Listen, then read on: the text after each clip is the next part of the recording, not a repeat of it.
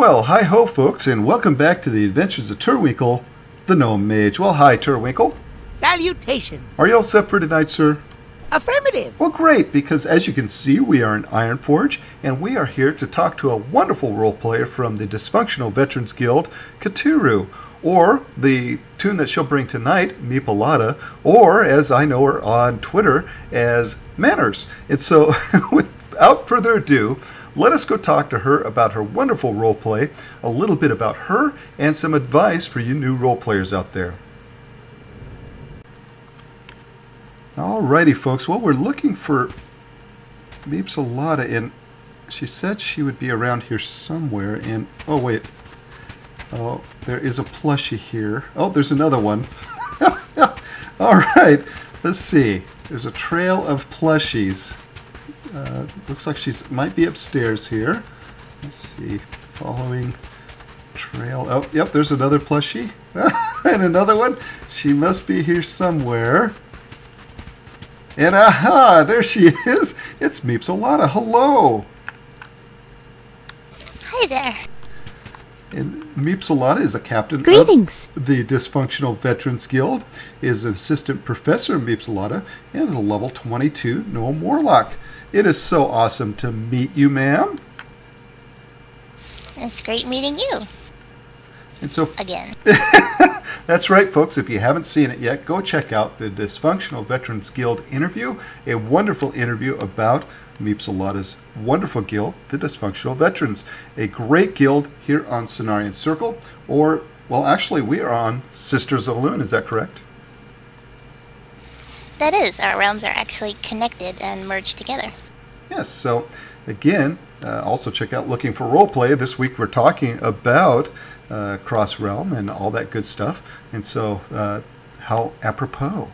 All right, well, with that, folks, we're going to come back and we are going to talk all about Mipsolatta's wonderful roleplay, a little bit about her, and get some advice for you role players out there. So up next, we're going to talk about her history in roleplay and her history in WoW. So we'll be right back with that. All right, folks, and we are back. And so, Mips, who have you brought here with you today? This is Sola, my support gnome. She's here to keep me under wraps. Okay. And so, Mips, how long have you been playing WoW? I have been playing since 2008. Oh, wow. Okay, excellent. And how long have you been role-playing? And not just in WoW, but overall. Have you role-played before WoW? I have indeed. My mom actually used to play Dungeons and Dragons with me when I was a child. Oh, great. And so you had some role-play experience before coming into the game, is that correct? Oh, very much so. So how long have you been role-playing in WoW then? In WoW, I have been role-playing since about 2010, when Cataclysm came out. So Mips is a new character for you, is she not? She is and she isn't. She's gone through a couple of class changes. Oh, okay. Has that been because of your storyline? Yes, it has. Oh, excellent. And so, folks, when we come back, we'll find out what that storyline is. And so we'll learn more about Mipsolatta when we come back. All right, folks, and we are back. And so, Mips, what is your storyline then? Mipsolatta is one of the few gnomes that was in the deeper parts of Gnomergon when it was irradiated. And so she's a little touched in the head because of that. Okay. And, well, she's convinced herself that she's a cat expert because probably one of the first people she met once in Ironforge, she happened across a Night Elf Druid and became rather obsessed with their feral nature. And now she tells everybody, oh, I'm a feline expert. She is the cat whisperer, is that correct? Indeed she is. Much to the demise of several kitties. Oh no! And so how long has she been in Ironforge then? She's been here since the evacuation of Gnomergon during the Third War. All right. Now, Mips isn't your only character, is that correct? That's correct. I have quite a few characters. And do you roleplay with all of them? Not all of them, but quite a bit of them. Right. And why do you have a lot of characters? Is it for variety, or does it help your storyline in some sort of way? Both, actually. Some characters I play just to advance a storyline or to see how a character pans out, because I can't seem to limit myself to a central character. Okay, and I know there are a lot of folks that can agree with you on that and find themselves in a similar situation, and what folks like to call altaholics, and they have a little bit of everything, and I think for a lot of folks that keeps them pretty busy. Do you find yourself involved in a lot of storylines right now? Not any more than I'm willing to take on, because I do have an issue with meeting new people and being around quite a few people. I pick and choose at my own pace. Okay. Now, as far as Mipsolatta is concerned, how long have you been role-playing with her? About a year and a half. And what is your favorite story with her? The time she performed dental surgery on Bruden. Okay, can you explain that a little bit? I don't remember what he had eaten beforehand, but he caused himself a great deal of pain. And we have a bi-weekly event called the Clinic here in Ironforge. And Mips decided that since she's a cat expert and the cat whisperer, she was going to be there in case any cat showed up that needed her help.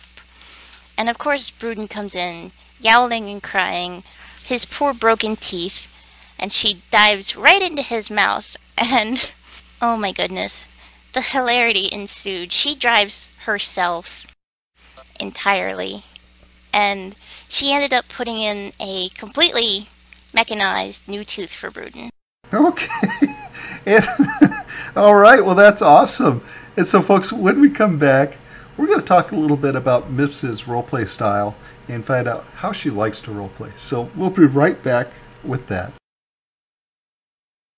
Alrighty, and we are back. And so, Mips, what would you consider your roleplay style to be? Are you a light, medium, heavy role player? It seems to be more on a kind of a comedic side, is it?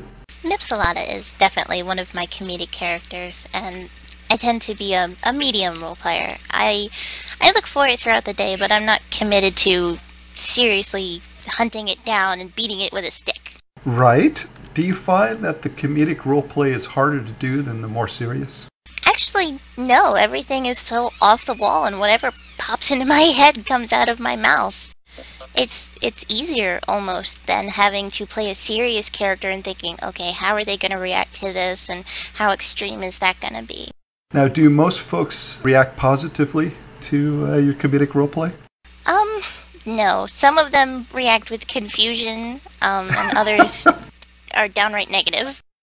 I've had some interestingly bad reactions here lately. Oh boy, so how do you react when someone reacts negatively to your roleplay? I just keep going on unabashed because it says right in my TRP, in my MRP TRP, that this is a comedic character. This is a nutty, random, whatever happens character. Okay, well, and people should take that to heart as well. And I'm sure you're not doing something that's going to be considered trolling or any of that thing. Is that correct? Oh no, I think the worst thing I've done so far is I've pet a Worgen on the head and said, "Nice doggy." Yeah, I can see they tend to get a little perturbed by that, don't they? Yes, they do. All right, well, excellent. Now, on your more serious role plays, do you do things such as multi-paragraphing, or are you real kind of short with your emotes, that sort of thing? I tend to stick to the short emotes because it's easier to react to what someone else is saying when you use the shorter emotes. Okay, excellent. All right, folks, and so with that, we're going to come back and find out a little bit about Mips in real life, things she likes to do outside of WoW. So we'll be right back with that. Alrighty, and we are back. And so, Mips, what can you tell us about you outside of WoW? Well, I don't do much, but what I do, I think I do well. I'm sort of a live-in babysitter. You know, I live with my grandparents and my daughter, and that can be a full-time gig in and of itself. I play guitar, and I draw, and I write, and I help with little bits of everything. Okay, you play guitar. How long have you been playing guitar?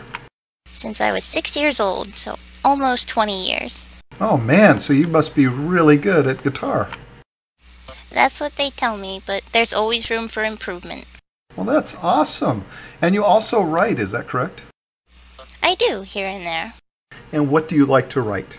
I like fantasy, like the high drama fantasy type. And do you find that your roleplay helps your writing, or that your writing helps your roleplay? I think they're mutually beneficial. If I'm stuck on my roleplay, I'll go write something completely different. And if I'm writing and I get an idea, I'll incorporate that into my roleplay.